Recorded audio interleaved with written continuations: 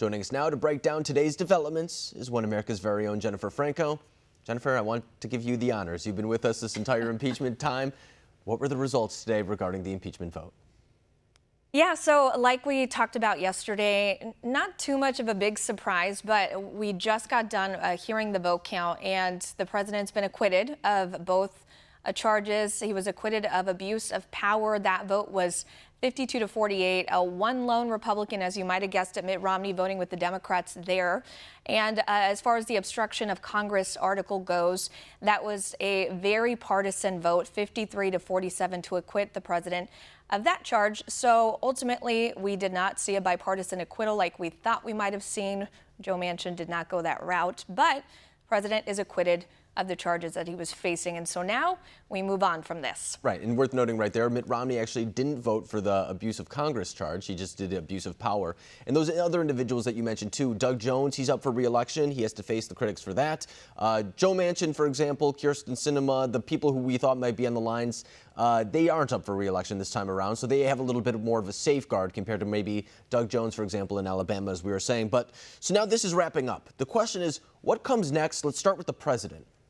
Yeah, so obviously the president, even leading up to this point, had been talking about how he wanted to move on and get back to his agenda as far as getting what the American people want to see done. So we can expect the president to push ahead with that. And we got a little glimpse of that last night when he gave a State of the Union address. He sort of, part of that speech, a lot of people were saying was sort of a re-election speech, a stump speech, as he, of course, tries to get support for that second term, another 4 years. But at the same time, he's also laying out his vision of what he wants to see done in the country. But in order to do that, he needs the support of Congress, of course, to get that legislation to his desk. So it's sort of a two-part focus now. On the one hand, it's let's see if we can legislate. Let's see if Congress can come together now that they can actually get back to work. Are they going to be a big, happy family and put that legislation on the president's desk? We'll have to wait and see. And as far as his re-election bid is concerned, we know that the president's going to be heading to New Hampshire next week on the eve of the Democratic primary there. He's going to be holding a big rally on that Monday, next Monday night. So that is his focus right now. Wow, after that big victory in Iowa, it looks like he's trying to carry that momentum into New Hampshire, huh? Exactly. I don't know. I'm holding my breath. Joe Walsh, she's coming up strong. You never know. You never know. But before I let you go, too, so that's what the president's doing. He's kind of vocalized what he wants to do moving forward. Now Congress kind of has a difficult question, too, because it's a divided chamber. I mean, two chambers, I should say. Democrats in the House, Republicans in the Senate.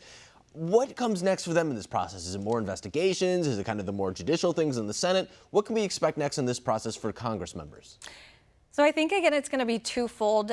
They've talked a lot about wanting to get legislation, bipartisan legislation done. And, with that, prescription drug pricing has been something that we've heard the president and both Democrats and Republicans talk about addressing that. Infrastructure is a big one. Also, the border security battle we can probably expect to be seeing again as we really ramp up into 2020.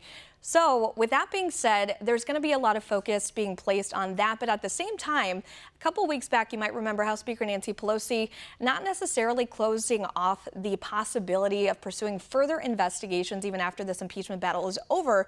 Even Jerry Nadler today saying that he's still considering whether or not to subpoena former National Security Advisor John Bolton. They're still saying that his testimony, is integral to upholding the Constitution, that we can't let President Trump continue to be lawless. So it looks like they're still continuing with their narrative. So we might be seeing more investigations on the sidelines of them trying to legislate together. How much they're going to be able to get done, we'll have to wait and see. Yeah, well, I guess this wraps it up for us. Off you ride into the sunset. We'll never see you again.